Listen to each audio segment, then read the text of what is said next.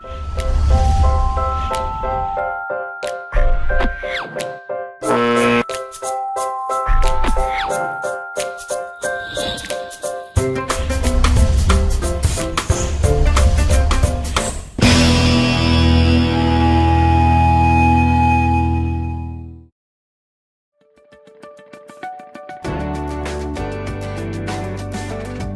listening to Table for Five with Felicia and Annette, only on LA Talk Radio.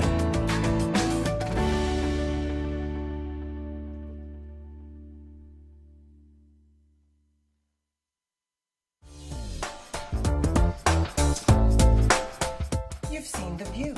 You've heard all the real talk. Now have a seat at our table. A table for five.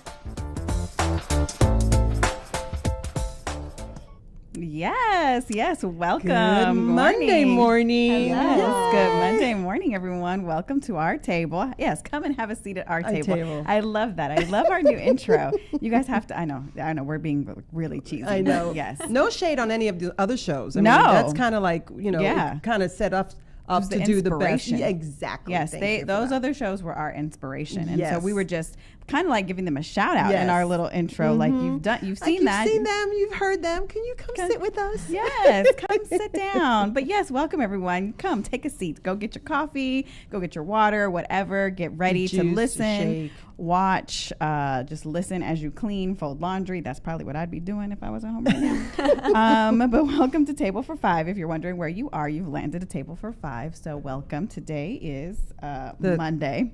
I'm like, are we on Monday? Yeah, Tuesday, Wednesday, what day are we today? Monday, September 17th. We are coming at you live from Los Angeles, California. Yes. You can catch us here every Monday and Wednesday.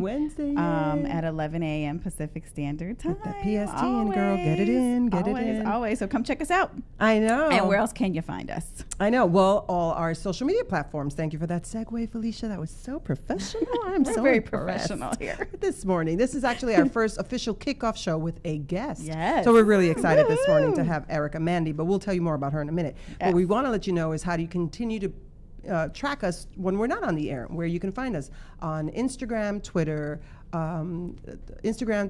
YouTube, and our Facebook, and our one-stop shop, which I like to call our one-stop shop, which is our website. So you could go to www.table-for-5.com, and there you could catch up with all our past shows, how we got started, and also how you can advertise with us. There's a little tab there. You just click on it, and someone very professional will contact you with all the information that you need to join us and be a team, join our team, and don't forget to help subscribe. us pay the bills. Don't forget to subscribe, because subscribing will allow you to know what's coming up on each of our shows. So you'll just get 1-2 emails a week letting you know, hey, this is what's coming up. So if you were diligent and already knew that, Erica was coming on, and you were like excited and you were like anticipating her being here, and now she's here. Yay. So yes. So if you have questions also too, there is a number to call in, although y'all never call, but that's okay. So you could be on Facebook. Yes. A lot of people ask questions on Facebook. Yes, they interact with us on Facebook, so that's always fun too. Yeah. But in case y'all want to call and talk to us, you can. Narrator called last week. The phone number to call is 818-570-5085. Again, 818-570-5085. I feel like this is American Idol, where I should be like, I know. Actually, you're number one. She's guest number one. Yes, Vote for guest number one. Yes, you are. That's a big deal. Yes, call now, guest number one. But also, if we're trying to do this cool little segment that we'll either do before we have our conversation with our guest or after, which is Ask the Host. And basically shoot us any questions about anything within reason, and we will try to give you our best opinion and advice within reason. Our personal opinion is not a medical professional. No. It's just our personal. We're not professionals. Yeah, well, outside of life experience. I'm a professional mother. Yes. Well, I'm a professional a lot of things, but so we can just give you a little bit of advice and what our journey. Or if you want to know something about us, I don't know, what's our favorite color? Bet you don't know that. Not gonna tell you until you ask. That's good. I was ready to tell them. No. But anyway, they probably can figure it out if they watch me Good morning, ladies. Good morning, everybody. So we're going to try to, so you got to shoot us a question either on Facebook Live. During the week, you could send a question on Instagram or on Facebook, or if you want to do it now. And if we have time, and we will answer it. If not, we will just table it for next show. Wednesday. Put a pin in it. We'll put a pin in it. Mm-hmm. But we want to jump right in with our guests, and I'm going to put my glasses on so that I can read this. Age myself here, but I want to formally introduce our beautiful guest, Erica Mandy. Erica Mandy is an award-winning broadcast journalist, speaker, and former TV news reporter. She is leading a movement, which is amazing, to enjoy the news again. She's founder and host of the daily news show, theNewsWorthy, where she combines more than a decade of journalism experience with her own voice and style to provide fast, fair, and fun daily news updates in less than 10 minutes. And we're going to find out in less than 10 minutes. And I said to her before we went on the air, it's like, how do you do that? And she's going to answer that for us. The Newsworthy has been featured on multiple platforms, including Apple Podcasts homepage and Salon's list of 12 essential current event podcasts. As a TV news reporter, Erica was live on the scene during terrorist attacks, wildfires, federal court rulings, to name a few. She's interviewed politicians, celebrities, industry leaders, and everyday people doing extraordinary things. You can learn more about her 10-minute daily news show at www.thenewsworthy.com. www.thenewsworthy.com, and that information will be on our website and also on our Facebook. So help us welcome Erica Mandy. Thank you for that lovely intro. You don't have your ears on, but you're getting an applause. You're getting a little applause. Maybe you can hear that. Yeah.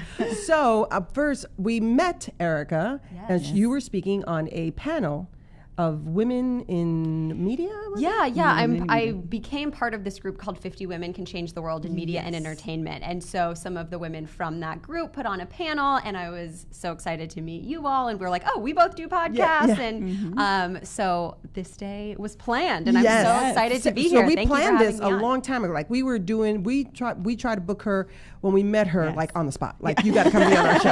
And so that was a couple of months ago. And we took a little hiatus for the summer, and then we came back, and we're so happy that she gets to be our very first guest. So thank you so much. And she came from a long distance, which is even, shout out for her. An hour drive. Everywhere is long in LA. Yes. Like you can't, I technically still live in LA. Yes, exactly. Well, traffic. Yeah, it's about with traffic for me, it's about an hour. I would say for you too. Yeah. So the distance. It's about 40 minutes, in the morning. So even on non-traffic kind of times. I used to commute here all the time because I worked at CBS, which is not far from here. Right down. But on a daily. Wow. That's kind of rough. That's very rough. And were you this reminded me of it today. You were so thankful. Like, were you morning? No, I worked for the 11 o'clock news at night. I would come in the afternoon. So that helped a little bit. On the way home, there usually wasn't that much traffic because it would be midnight, 1 in the morning. Yeah. So, yeah. Wow. Yeah. So that helped with the traffic piece. Right. So you were like driving in this morning going, thank God I don't do this anymore. Like, thank God. This is not what I have to do for a living anymore. It's not so bad when you don't do it every day. Yeah, exactly. And you can appreciate the drive and okay, it's not so bad. Listen to podcasts. Yes, exactly. Go ahead. No, go ahead. No, I was going to say, like last week we did our test week of coming in on Monday and Wednesday.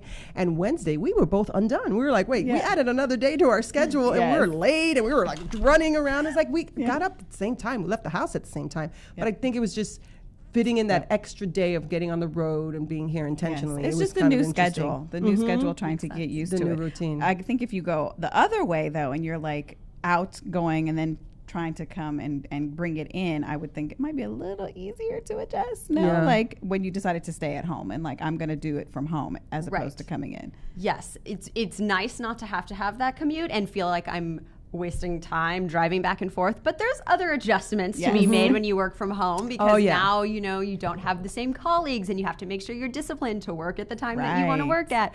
So everything has its that's its adjustments and its pros and cons. Absolutely. So I'm you want me to jump right in? Yeah, go ahead. I want to jump right in. I think we have some of the same questions probably. So probably we'll I'm going to check them off. Figure it out. So I wanted to ask her, first of all, when did you decide you wanted to be a news reporter and a journalist? So tell us a little bit about that, and then we'll jump into why you went to do Newsworthy. Sure. So, I think I always loved writing. I always loved performing. I was a dancer growing up, and I always loved talking to people and was kind of an extrovert. But I think when I was looking at schools, like universities to go to after high school, I was really thinking about what programs I'd want to do, and I was always interested in the news and watching the news, and so I was looking at journalism schools and I was looking at business schools. And then when I got into the program, I still didn't really know, did I want to do magazine or TV? And I went to Indiana University, and when I went through some of their program at the journalism school, I fell in love with the broadcast, because you're bringing in all the different elements of audio with the interviews, with your writing, with video, and kind of piecing it all together. And that aspect of it was such a creative, just extra piece to it that I really enjoyed, and really enjoyed connecting with people. And then there was a little bit of the performance, from growing up, and that plays into it.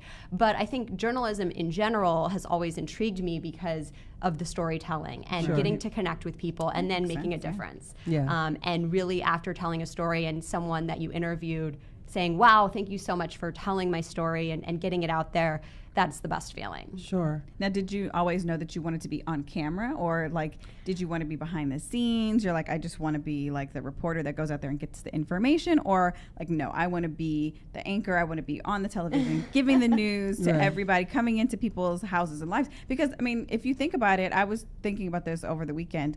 Looking back on news as a child, it's interesting that you say that you would watch the news, because I'm like, were you watching the news in college, in high school? Because as a child, I remember hating the news because it would come on so early, and that always meant my cartoons were done. And so I was like, I really don't like the news. And then now, as I've gotten older, I would say I probably got into watching the news in my late high school, early college, but I wasn't diligent about it. No, it was I don't just think I was when diligent. I needed to.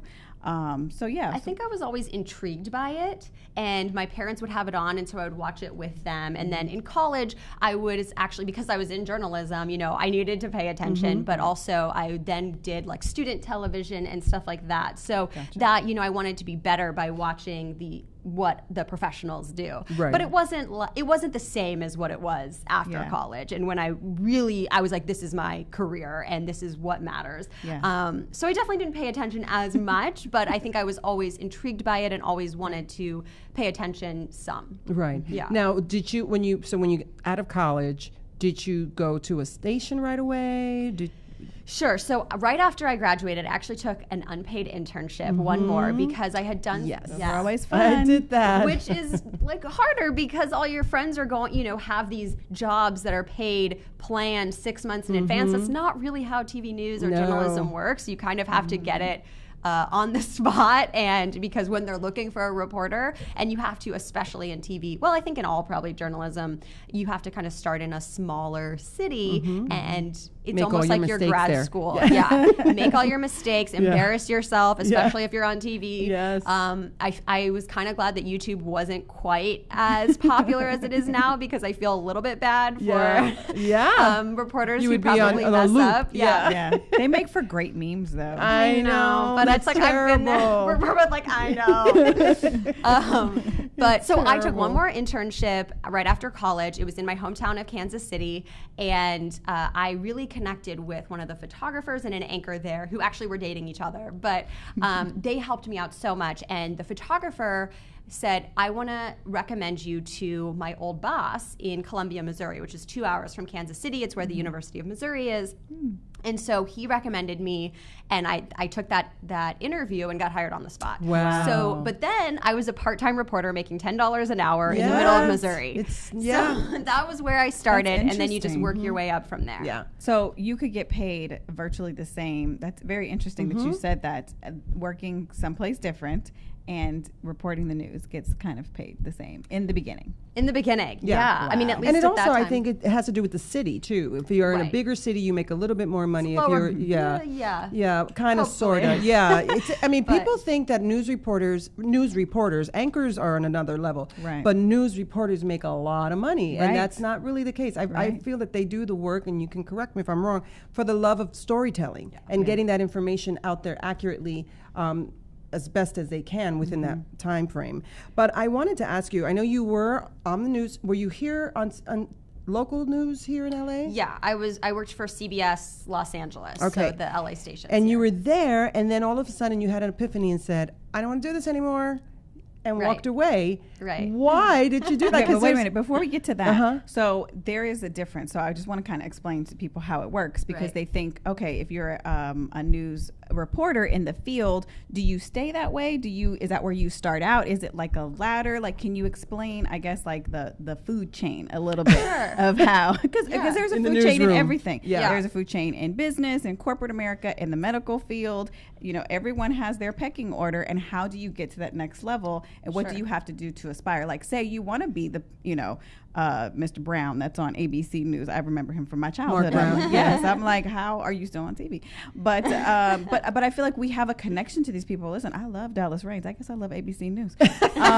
Dallas Raines is everything to Yeah, me. he's like, everybody's friend, I yeah. cannot watch the weather. I can't get weather from anybody else unless You it's are Dallas. hysterical. I cannot. I can't. I love him. I love him. But His you suit and grew up everything. doing that, and you're in the habit of that. The next generation is not doing know. that. They're I connecting with people know. who do podcasts, Yeah. are on YouTube, Yeah. and so that was part of my decision. But okay, Yeah. sorry, one Sorry, thing at a yeah. time. So the pecking order. So it depends, obviously, what you want to do. There are people who want to be in the field and be reporters, even though kind of the idea is you work your way up to be an anchor behind the desk. There are people who don't want to do that and that they love being out in the field. So let's just say that first. But So you have to find out what it is that you want. What are your goals? Right. End Is your goal. goal to be like always on the ground, always moving, Right. always going? Because that's kind of it's a lot of work. It is, but it's kind of I don't Rewarding. the word it's escaping me now. Attractive. It's attractive to, like, there's a story on the other side of the world. We're gonna send you and go. Like, Right. you get to be kind of in it. So I mean, I could see the draw to that too. That's kind of exciting. I used to kind of say it was like a little bit of a drug Yeah, because an you get adrenaline this rush to- adrenaline rush, and there's breaking news. You're under deadline. You got to get this and that, and so it's definitely. But then you also come down from it, and you're like, oh my gosh, like I saw a lot of stuff, you know. Yeah, and exhaustion too. Yeah, which I will just go ahead and say. I think the news industry needs to be better about support. Like I don't think I realized at the time how much it was affecting me to see like body bag. Like even if we didn't put it on camera, Right. I was seeing body bags and Right. talking every day. I was talking to like a mother who lost their child that day, you know? And so, and you keep the professional face, but I Right. think at the end of the day, it probably affects us more. And it surprises me that the news industry in general doesn't do more to support journalists and even Do they talk offer- about that in school? When you're in school, do they Not talk really. about that at all? No. Like, you and need we to definitely be, don't really talk about it in the newsroom. Yeah, like that's it's never like, interesting. hey, are you okay? I know that was like a tough story. Never. Wow. Wow. Yeah. That's a good tidbit of Yeah. information. Yeah. And I think good for people to know that are thinking about going into this field. Like Yeah. if you're a very and even if you're not a sensitive person, Right. but you need to be thinking about, okay, I might need to decompress. I might need a Right. way to get this off of me. And I had things in place that I personally dealt with it, which was I ask people if they want to be interviewed, and if they've gone through something and they're a victim and they tell me no, I'm walking away. You know, I always ask the question because maybe it will help them share the memory of someone or whatnot. But I'm not going to be the reporter that like holds the door open and says, you have to talk to me, you know? And so things like that was how I was like, I can make a difference for this person, or I can ask and walk away, and that's fine. But anyway, so the... So then people want to do that, but then they also maybe have a goal of being an anchor. So Yes, so that definitely, like, typically anchors do get paid more. I did love anchoring, so in some of the smaller cities, I was a reporter, and then I became an anchor, and then I moved on to the bigger city and kind of did that whole thing. But once I got to LA and I was reporting, I then realized, do I want to be an anchor in 5 years? Do I want to go to network or CNN or wherever in another 5 years? And the answer started to be no for the first time. I Interesting. realized that, and there were a couple of reasons why, but I realized 10 years into being a broadcast journalist, I was looking around and realizing that my goals just weren't the same. I know I didn't really want to be on an airplane every other day, going to the latest terrorist attack and talking to victims and all of those things. I think journalism is so important, don't get me wrong, but I also heard from so many people that news is too depressing. I tune it out. I don't watch the news in the same way. I get the alerts on my phone, or I look online here and there, but I really have just tuned it out altogether. That's what I hear a lot of times, because it's just too depressing and too time consuming or boring. I stopped watching the news at 11. Exactly. I just stopped. 10 and 11, I'm not doing that, because it stays in your psyche, and then you dream crazy dreams. I don't know if people realize that. If you watch this, you see a murder scene, or you see a car crash, or you see somebody being arrested, or you see that's the last thing you see. If that's the last thing you see, it stays in you. So I would have to say, and I'm a news junkie, so I listen to the news all day. But after 9 o'clock, I won't do it. I'm like, I'm done, because I'm getting ready for bed, and that's what is in my mind. And I dream all the time, and I'll have the craziest dreams, and I'm like, it's that. I just saw some horrible war image, and I wound up being somewhere where there was something horrible happening. So I wish that the news could, because this is my beef with the news, my 2 cents, because you didn't ask, but I'm going to tell you anyway, is because it's the same thing over and over again. I feel like if you watch the news at from 3 to 4 or 4 to 5, whatever it is, you catch it, it's the same thing. I hate that everyone recycles the same stories, not only on the network, but then the other networks recycle the same stories. And I feel like, okay, can we have a balance? Yes. Like my local news, I want you to give me a little bit of what's happening out in the world, but I also want you to focus on what's happening locally. I feel like our local news is pressed, even though we have an hour, but you're on for like 4 consecutive hours or 3 consecutive hours. Change it up a little bit. Like I feel like they have to do the same stories in the next hour, and they're rushing to cram everything in, so you're not getting all of the story. And then at 11 o'clock, I don't know, do a wrap up of something the day, or make that like your happy time of local news or stories and stuff like that. And if there's something breaking, or if anything has changed, but if it's not, then please don't give it to me. Don't keep giving it to me. I mean, I understand they don't think everybody is like you, or they're watching everything, and so they Is that why they they have continuously? I think to a point, but so I get it that they have to try to figure out who's watching and but I think at the end of the day, that's exactly it. Like I kept hearing all of those things, and I was like, what can I do? And once I kind of came up with the idea of how I wanted to be involved with keeping people informed, and how I wanted to make people feel and make sure that they are informed but don't have to feel so depressed, then I couldn't get that out of my mind. So taking the kind of ready for a change, wanting to be on the forefront of how people consume news for the next generation, and then coming up with this idea 10 years into my career, it was kind of the perfect time to say, let's give this a shot, let's take a risk and do something different and see how people react to it. And I kind of said, let me give this a year. Okay. And if people don't like it, I'll stop. If it's not growing, I won't keep doing it. So tell folks what it is, because you left a lucrative job and said, I'm not doing this anymore. Why did you do that? Like, at what point in your career did you go, I'm not doing this anymore? I think it was that. It was like 10 years into TV news. 10 years, I was in LA. And this was basically the beginning of last year. I ended up leaving in like June, July of last year. But I kind of started to ask myself that question of like, what do I want next? And then how do I think people are consuming news? And so the more I let this idea brew of there is no podcast out there that makes news a little more fun and friendly and less depressing, that also allows you to be driving or not staring at another screen, because there's so many email newsletters, there's so many like NPR style podcasts, but you don't really have this mix of like listen while you're having your coffee or doing your makeup in the morning and feel like you're getting a friendly voice telling you the news without being overly fluff. Like we have limited time, so let's do it in less than 10 minutes. I call it fast, fair, fun. It's less than 10 minutes. It's fair and unbiased, which is another big thing I hear from people that they appreciate. Yes, we're going to get into that conversation in a second. And then fun. But so to your point, I came up with this idea. I ran a little survey and I got some good feedback about it, and I said, let me try it.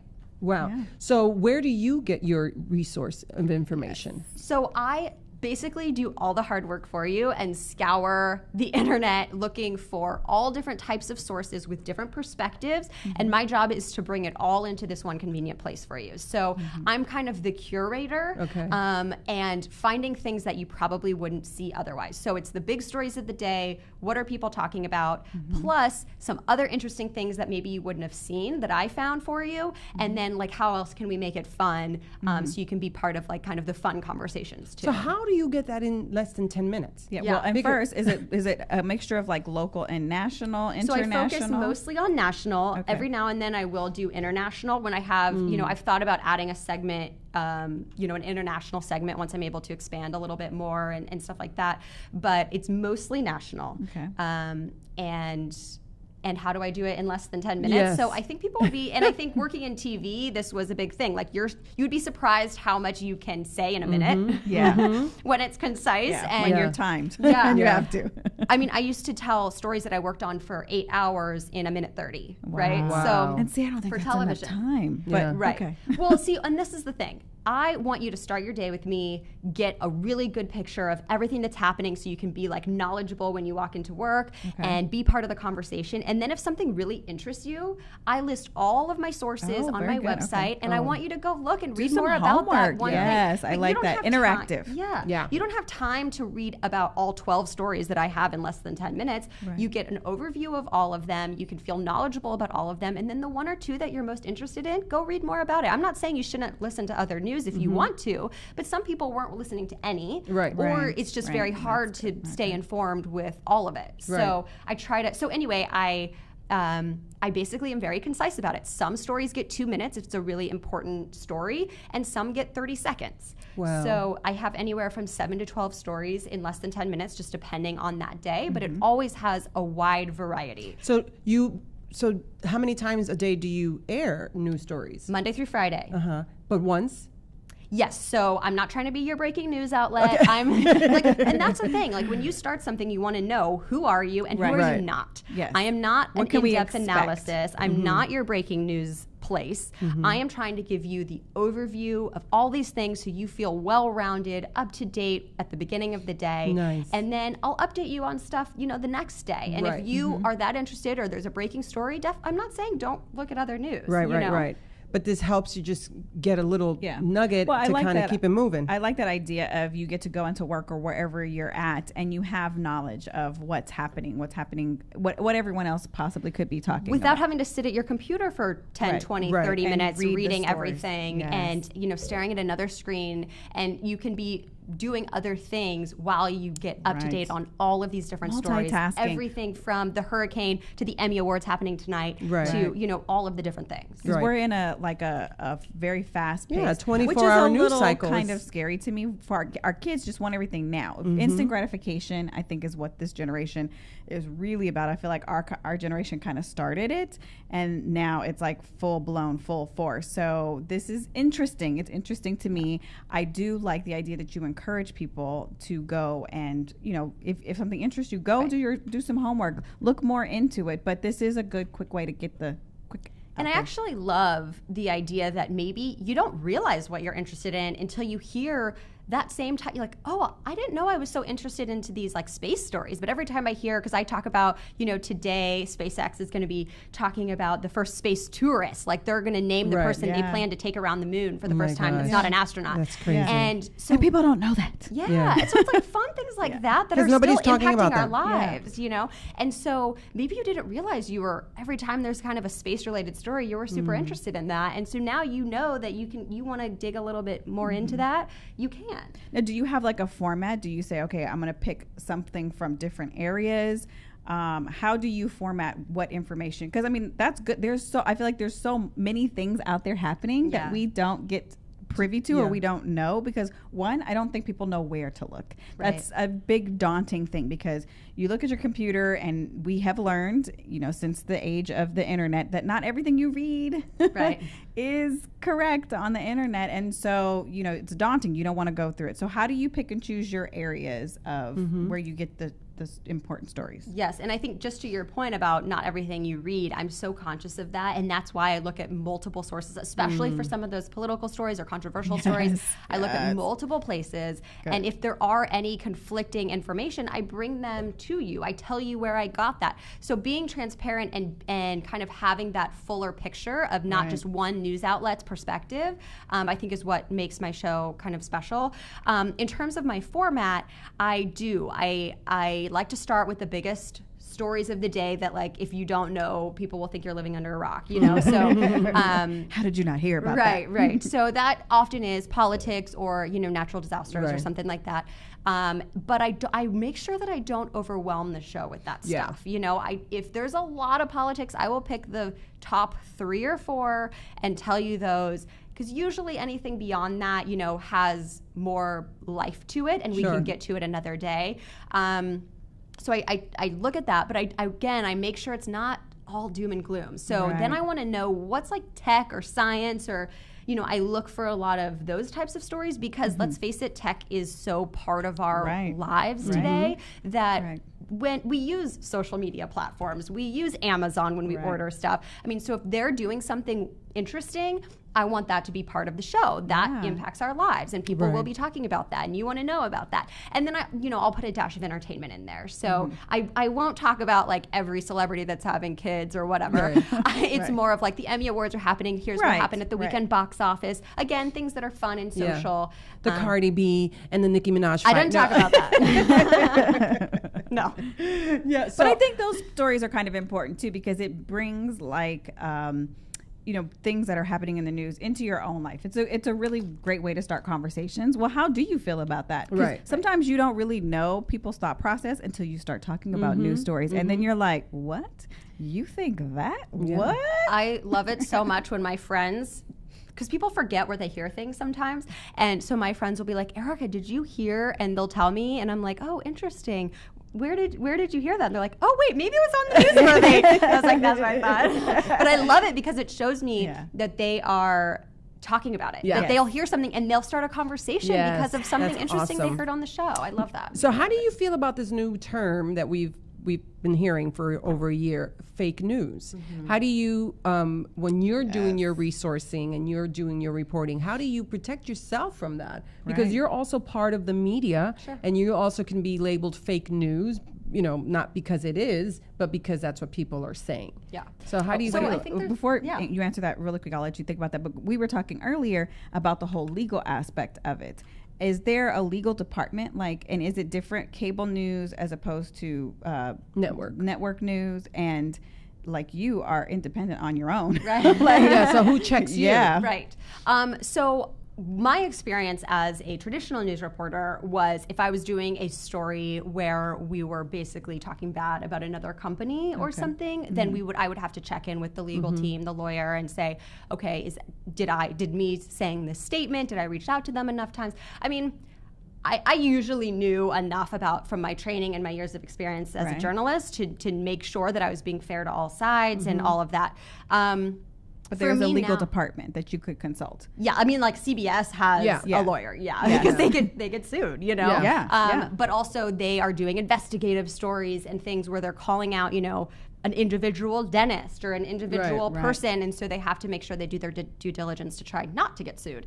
But when you are a big company like that, you know, people do look out. So for me, I use fair use law. So basically, and there's different aspects of it, but basically using certain elements of other news stories for news or commentary, you can bring that together. So as long as I'm not sitting there like reading another news article, but I'm looking at multiple things, I'm using bits and pieces from each thing, and I'm citing everything both on the air and on my website, and so that's really important.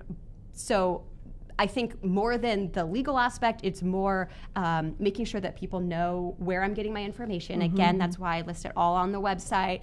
And if you're not sure about something, go check it. Go check, you know, on my website where I found that. Read the articles for yourself. You know, I'm totally fine with that. And I think that is kind of the future of journalism, is being upfront about where the news is coming from. Right. Transparency is key. Yeah, because we were discussing how people don't realize that, especially network, I would say network news, ABC, CBS, and NBC, they have legal departments. So let's say ABC World News Tonight, they're going to have reported a story that I would believe has been double checked. So it can't be considered fake news. That's what I'm like. You hope. Like we would hope. Well, I mean, okay, so let's talk. So the term fake news, so there is actually false news out there with the age of the internet, where there are people who purposely make up headlines and put them out to influence, I mean, especially like a whole article, a fake article. Entirely false articles created by people you've never heard of. And if you go on there, I mean, there's all different aspects of how you can check if this was a legitimate news organization. Like if you go to my website, I list, again, all the places where I'm getting the news. You can contact me. There's information, about me. You can read about who I am and my experience. Some of these places you might not find contact information. There's no byline or different things like that. And That's so, good to know. Yeah, when you're there's checking. little things you can look for, but I think it's important for all of us to, if there is no attribution, to not, even if it's just a picture on Facebook that we say, oh, this flower was from, this disaster that happened, and there's no attribution, don't assume that that's true. It doesn't even have to be a full news article. There's memes and quotes that are not true that get passed around Facebook, and so I think it's not just legitimate news organizations when that term, even though I know the president talks about, CNN being fake news, and I do think that's a little bit dangerous. There's a difference between biased and fake, and so, we have to be careful with that. Does CNN and the cable news companies, do they have a legal department too? Do they have to have a legal department? Is there somebody checking them because they're on cable, so it could be a little different, a little bit more lenient? So I haven't worked for them, so I can't tell you for sure, but I'm 99% sure that every corporation, whether it's CNN, SpaceX, anyone, has a legal team. I mean, they're a big company, they're a target, especially in today's world. So they have to have a legal team more to double check some of the stories, but there's no team double checking a reporter's story, on a day-to-day basis that isn't especially could be especially targeted for a lawsuit, right? Gotcha. Like if it was an investigative calling out someone else. But these, as reporters, we have training. I would say legitimate reporters are not trying to make up news. Now, whether or not they're biased is a fact of opinion. I don't think anyone's trying to make up news. But that's part of why I did my show, is so that if they are biased, if you feel that any of these organizations are biased, I'm looking at all of them and bringing them together in one place so that you get kind of the perspectives from multiple places. It's the information that's out there, and you're telling it. Because you're not also, I think the difference we want to talk about too is you're not giving your opinion. And I feel like this is a change that I have seen in my adult life, because I do feel like, wow, maybe one of the reasons why I didn't like the news when I was younger is because it was very dry. Very dry and like bleh, whatever. But when you go back and look at stuff like that, it was all very fact based. Like, this is the fact, this color is white right here and it's not any other color, and everybody knows that. But now I feel like people are doing this hybrid kind of reporting where it's like reporting and it's their opinion, or they're very I think that a little loosey-goosey with it. But I think that it was qualifies more in cable. I think because cable has pundits, and then they have news and they have reporters. segments, and then that's where it the gets information muddled. bleeds in, which I think that's what drives people crazy. And there's no real way to get, like, okay, give me all of the facts and then I'll hear all these different opinions, but I need to know the difference, because but I guess people need to understand what they're watching, Right. Because when you go to cable and you go to CNN or Fox News or MSNBC, Sam Shepard's on Fox News, I think, is a news reporting show. Right. He's not telling you his opinion. He's basically giving you the news as it's happening. Then if you watch Sean Hannity is giving you his opinion, how you should, believe, interpret it, and how, so that's that. And then if you go to CNN, I feel like Wolf Blitzer is more of a news guy who is just like, giving. But he can throw his little biases every now in and there. again. He'll. And I think there's a bias and opinion there's a fine line. Yes, there is. And it depends what story you're talking about and how you say it. So I think the big thing that I've heard about why people appreciate what I'm doing, and I'm very conscious of, is that when I'm talking about, like, some news outlets today will give the other side, but you can kind of tell in the reporter's voice what they think. And not to say that every reporter is like that. I think there are, it's hard for me because I know what journalists are trying to do, and so I appreciate that, and I think it's so important. But what I hear that people like is that when I give this side and I give that side, I have the same tone of voice. I'm giving the same energy to both sides of the story. You're not throwing shade when you're saying something. Right, like I think there is a difference. Absolutely, I agree. And because especially in today's world, because it is so polarized, which I think is partly at least at the beginning was, and I think this is changing, but algorithms. And so when we click on something, we get more of that. And so we were getting more of the headlines that validate our own feelings, which we then click on. And so the algorithm gives us more of that. Right. So how do you, in a 24-hour news cycle, keep up? Because even, you go, okay, did that for today, I'm going to, do something else. And there's news happening all the time. So let's say something that you may have thought, I'm going to say this tomorrow, is old news because 10 other things just happened. So how do you keep up? About the same subject even. Yeah. Right. So a couple of things. One, I don't even start the show for the next day until at least 4 or 5 the night before. Okay. So I will look back at what's happened that day, but if I start at 10 in the morning for the next day, it's going to be a mess. Yeah. So I definitely start kind of like later. And then I'm looking and kind of researching, and as I'm writing, I'm always checking, did anything else happen? And even I've been to the point where I'm like editing my voice track and something else happens, I'll just jump back in. I can edit in a new story, and that's fine.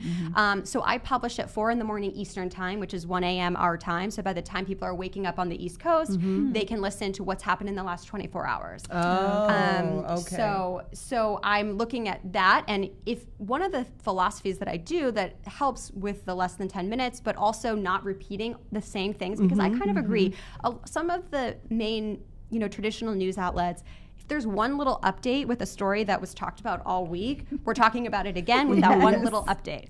So unless something is significant, I won't talk about it again. Like for the one, like there was, if I think an example would be there was the duck boat that over, what's the word I'm looking for? Capsized in Missouri. And every day, then a TV outlet would be like, okay, now they're pulling the boat out. Now this happened. Now that happened. Every day you're talking about this horrible story. And that was so sad. And we should talk about, how, like, what is the safety of those boats? But do we really need to talk about, I didn't feel like I needed to talk about every day, okay, now the boat's out of the water. And the next day we're talking about it again because this one extra little thing happened.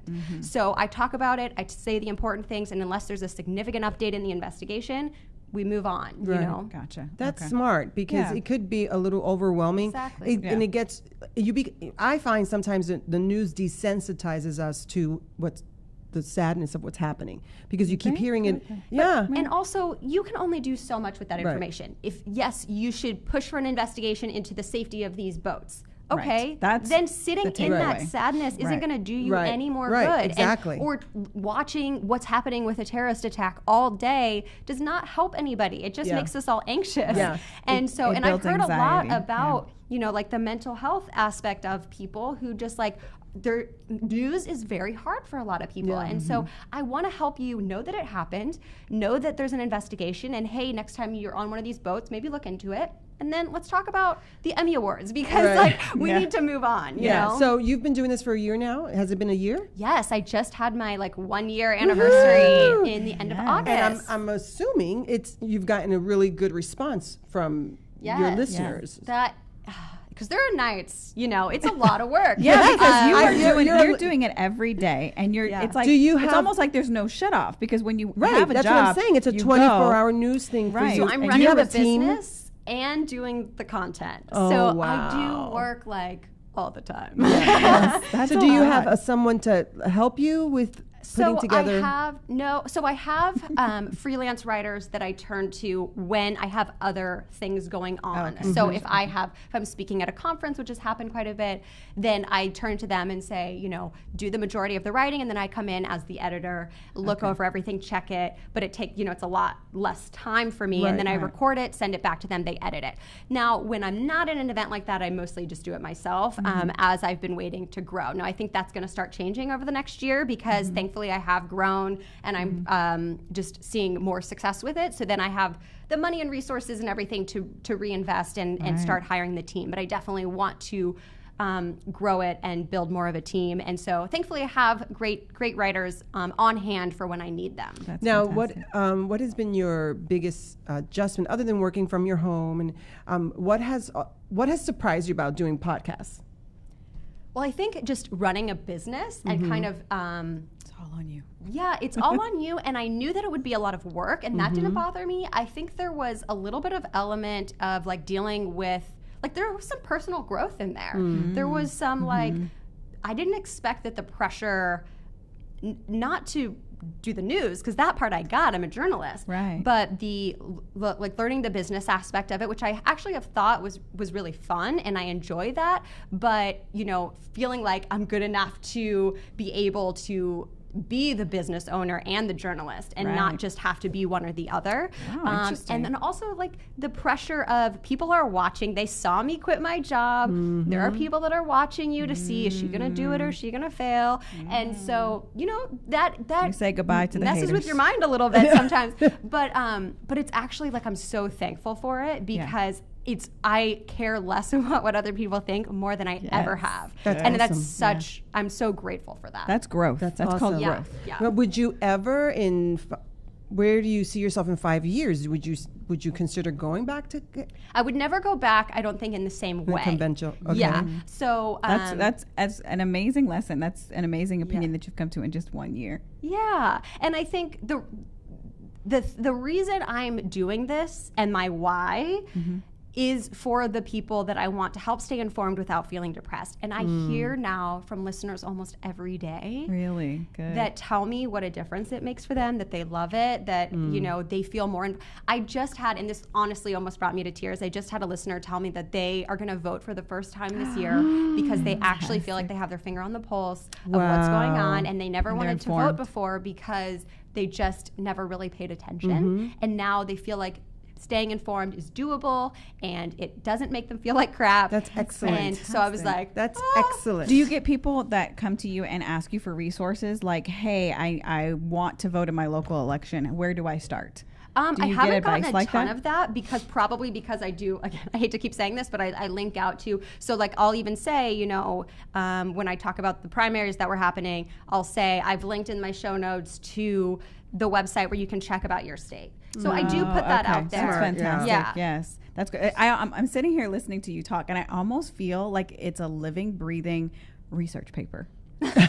Like I feel like I'm back in college, and I'm like, you're saying all this stuff, and it's like you're writing this and you're getting the information out there, but you're listing everything like a research paper. Yeah. And it's so fantastic. Well, that you it's do it in- every single Most day. people probably don't go to my website and look at that. Most people But it's there. just want the information. But it's there. And I think Yeah. I think it's fantastic that Yeah. you Well, do that. That you have that. It's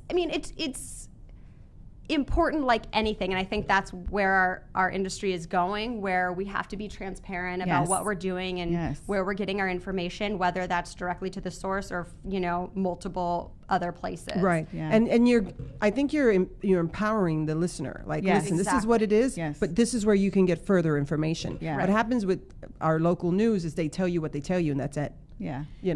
And it's kind really of mean, hard that's to the beauty sift of- through and dig through. yeah. And today's world wants on demand. We don't want to have Right. to sit there necessarily. I Right. mean, Yes. there are times when during breaking news when live is important and For sure, when you want sure. to interact with people, like I love this type of show where it's a conversation and people can interact.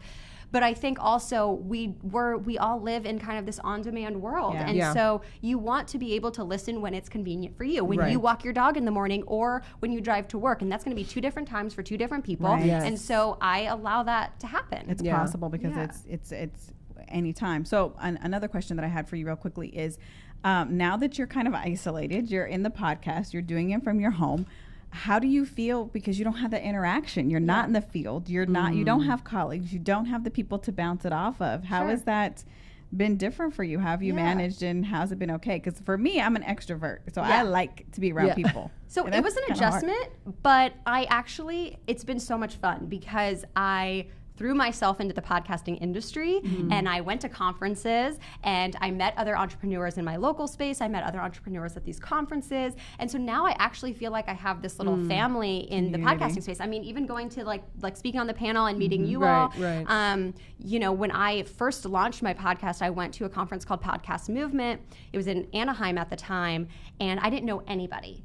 And literally, I just went in August this year, and I spoke twice. Wow. And I don't say this to brag. I'm saying, like, I felt like I had a little family there. Wow. And so I was That able is to awesome. say, in a year's time, I feel like I really have connected with people. I like got to know the founders of that conference, and I feel like I've really made an impact. And so it's just so fun to connect with new people, and we're all kind of, there's so much more support, honestly, in like running your own show or business, because you're all like, it's your baby. Yes, it's not like my one story was my baby with my team at the day, but then I would go home and like it was done. And you know, you wanted CBS to be successful, but at the end of the day, it didn't really impact your paycheck. Right. So, you know, you didn't really think overly that much about it, which I think is also like, we should involve more people, like they're your employees, involve them in the business decisions, have the bonuses when the ratings are good. I mean,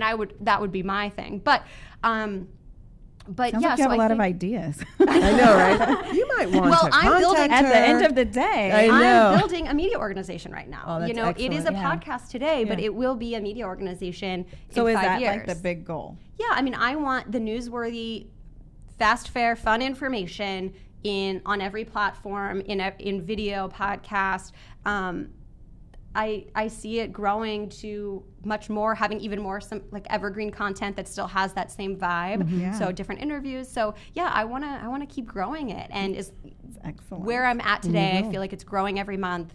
So it is so rewarding to hear from people that That's so that exciting. appreciate it. That's so exciting. I love it. Do we have love any it. I think questions on there? No, you know, I have a lag on my feed here, Oh, so okay. it's We're like, sorry, guys. I know, I'm so sorry. So if you posted something, we'll check it out later. I do have it's kind of like just going away and coming back and going away. And people are saying hi, but I don't know if there Hey, are guys. comments. Yes, so I or am questions. sorry about that. But I do have one question. So you, in having started news and then now, have you seen a shift in how news is being reported? Or do you feel like the fake news has made that shift? The fake news terminology made that shift? So it's interesting because when I was a reporter, I was looking at certain things, and now I'm kind of like getting this bigger picture. So I am kind of looking at it a little bit differently. So I can't say for sure if I was looking at the same thing 3 years ago, how that's changed. But I do think, on a bigger picture level, there has been some polarization over the recent years, and even certain cable channels have probably gone more in one direction or the other because frankly, as the audience becomes more polarized, they probably see an uptick. I mean, Fox News, for example, is one of the best rated cable channels, and it's because they know their audience like any brand, and they kind of go.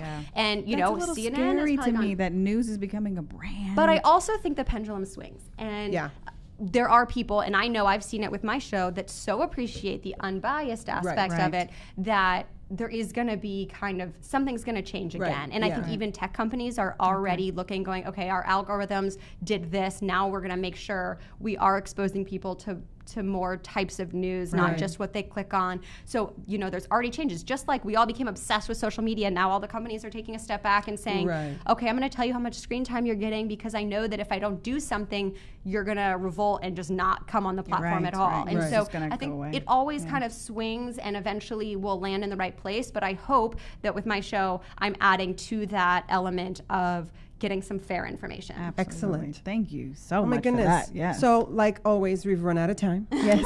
But we want to thank our It does. It amazing goes by guest, fast. Erica Thank you Mandy. so much Check for having her us. out. Please. Get unbiased news Yes. on www.thenewsworthy, theNewsWorthy.com. Check it out. You won't will not be regret it. sorry. Yeah. You will not be sorry. We found out your husband actually listens Yes. to her. Yeah, he does. Yeah. He does. So, this is a great way to get unbiased news and be informed. Yeah. So we thank you you for being with us this Monday morning. We hope you've been informed, educated, and slightly entertained. Come back on Wednesday because we've got a killer show. You don't want to miss it. So we'll catch you on Wednesday at 11 a.m. here on LA Talk Radio. Have a great rest of your week. Day. Bye. Bye.